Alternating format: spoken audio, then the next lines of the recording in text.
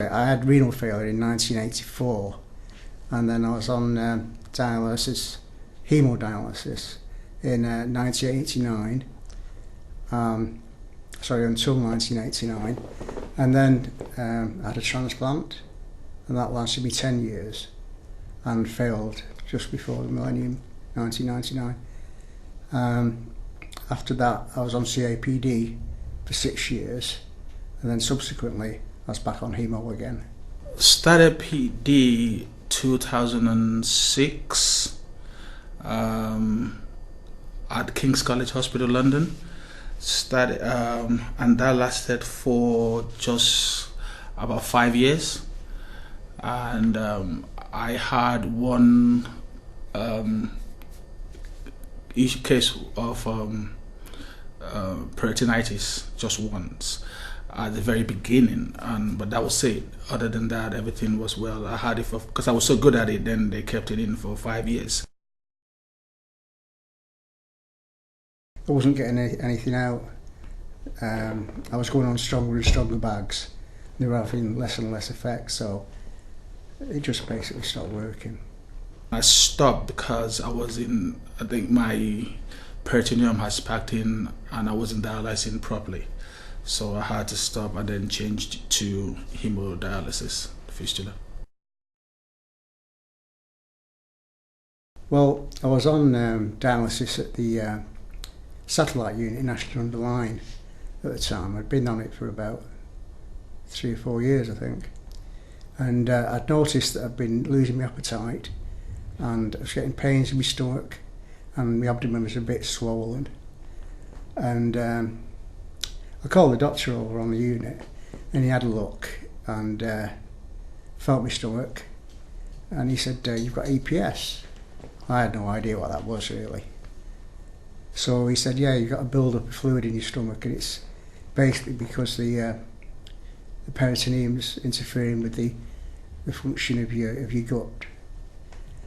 So I didn't really, like I say, I never heard the term before. So I said, "What is it, and what does it mean? What's the prognosis on it?"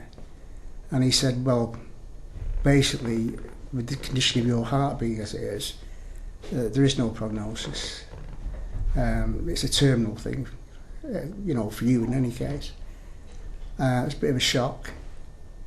I went into the clinic here at Manchester Royal, and that was probably the first time I realised how imminent the problem was. And I went in to see a consultant. He said, "Yes, you've got EPS, and yes, it's a serious condition. No, we won't be operating on you because of the condition of your heart." And I said, "Oh well," thinking that the conclusion would be sometime in the distant future, And on the way out, I said to him, well, flippant really, I said, "My granddaughter's due to be born in about 3 or 4 months. I trust I'll be around to see it, And expecting him to say, "Yeah, of course you will." And he just went, "Oh, 3 or 4 months, not sure about that." And that was really what brought it home to me. He told me that it's something called EPS. I've never heard it before. Even I couldn't pronounce the name at first. I'm like, what? Encapsulating Peritoneal Sclerosis? What is that? And I had to study it. So he explained everything to me. But then he told me they can treat it. They don't know how to treat it, but there are a specialist in Manchester that is a friend to my surgeon, and that they can I can go and see him and see, we could have a chat and see if they could help.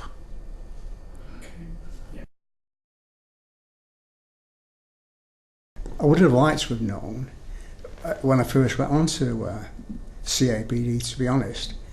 I mean, they told us about the infections that you can get in your stomach and peritonitis, but nobody mentioned anything about EPS. I know it's quite a new condition, but I think there was instances of it then, and certainly there was proof that it was linked to prolonged CPS, to prolonged CAPD. But I'd like to know about that and been involved with that, included that in the decision to go on that kind of dialysis if I'm honest. After the initial shock, the usual things of what about the rest of the family? You know, making sure my wife's the mortgage is sorted out. You know, in case of putting your affairs in order. Plus, I didn't really want Christine, my wife, to know the seriousness of it. I mean, over the past 20 odd years then, I'd had various complaints with being on long-term dialysis, and I'd always just gotten over them, you know. So I think as far as she was concerned, this was just another one that would probably last 4 or 5 months, and then I'd get onto it, over it, and be on to the next thing, you know. So I pretty much hid it from her that it was a terminal thing, and try to get things sorted out for, you know, the inevitable event. My first worry was, am I gonna die? That was the first question I asked, because when I asked him how common is this, and how common is this surgery, and how successful the surgery, and the answer he gave me was not very encouraging. First of all, he said I think there was only 2 places they do it in the whole of UK, and probably 3 in the whole of the world. Probably UK, Cambridge, Manchester, and I think Japan. And when he said that, I was like, oh really? And obviously, I think there was 1 or 2 people that had done it before that he know of. So that wasn't looking very good for me. So I was really worried, and I have a young daughter. You know, I think she was 13, 14 years then, and I have a young wife. I have a loving mother, I have brothers and sisters. So I was just thinking about them like, I can't leave them right now. So yeah, it was really, it was scary. It was scary though. Yeah. After being diagnosed, it really got quite uncomfortable, painful, and it was constant every day pain. There'd be no reprieve from it unless you were asleep, you know, and that's difficult, especially, you know, when you've got a family and things around you, and you tend to retreat in yourself a bit of that kind of, when people know who've had, you know, long-term illnesses, and you lose contact, you get sullen, you get depressed, and it makes everybody else's life miserable, really. I mean, you do your best, you try. I mean, I booked a weekend away for me and the wife, just to try and put it behind us for a bit, you know. Put us in a nice hotel in the Lake District. But it was a mistake, because I couldn't eat. I was uncomfortable, in pain all the time. And it went on like that, really, until I was brought into here, you know, for the operation.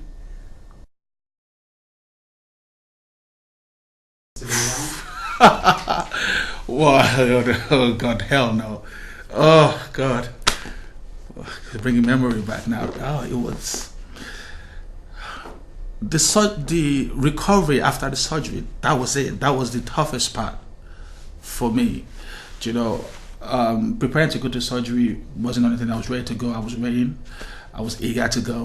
I was having a problem with that. Although I was quite scared, because I was worried that if everything goes wrong, because you know, you don't know what to expect.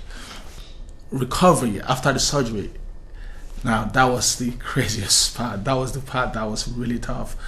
That was when the fight, it was a recovery. That was where you have to fight. That was where I find myself that I had to fight a lot to recover, because of because such a big surgery, you know, you have to go in twice. You know, coming out the first time, leaving your stomach open with a vac on top. You know, that's mind blowing. That's like, what is this? What's happening? And then taking you back in, and then coming and then stitching me. Then the painkillers, you know, and then learning to walk again, learning to stand, having the tube. So it was hard. It was hard. The recovery part was hard, but I was glad. The first question I asked, actually, when I came through, was, do I have a colostomy bag? That was the first question I asked. And Mr. Augustine said, no, you don't. That you did very well. I'm like, oh, good. Now I'm happy. I'm like, okay, now let's go. Goodness me, it's life has been good. I mean, I'm still on dialysis, still waiting for a kidney transplant. God, I'm back to the gym. I train 3 times a week. You know, playing football again. God, we just came back. We were in Paris, and then we went to Oslo. Remember I told you, you know, we've been Sweden, Gothenburg, Stockholm. So life has been good. You know, other than me still going for dialysis, life has been good. I'm so much better. I think this is probably the fittest, the healthiest I've been. I'm actually not training to do the half marathon. At the moment, I'm training to do that, the half marathon. I had a transplant, 29th of June. It's been 3 months now, and I was very surprised. Because again, you see, I didn't think that they put me back on the list because of the condition of my heart. But Mr. Augustine, again, argued that if we'd got through the EPS, the transplant operation would have been, by comparison, a minor operation. And eventually got me put back on the list. And 6 days later, I got the phone call from you to say to come in. And so far, touch wood, it's been 3 months now, and it's been fantastic. I'm still thinking, I've not had to dialyse today, I'll have to go on somewhere. Oh no, I don't. You know, it's still like that. It's 15 years, you know, since I've had a proper wee, really.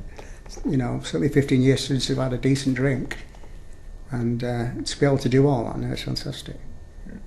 You know, I've gone from being terminally ill to being quite well.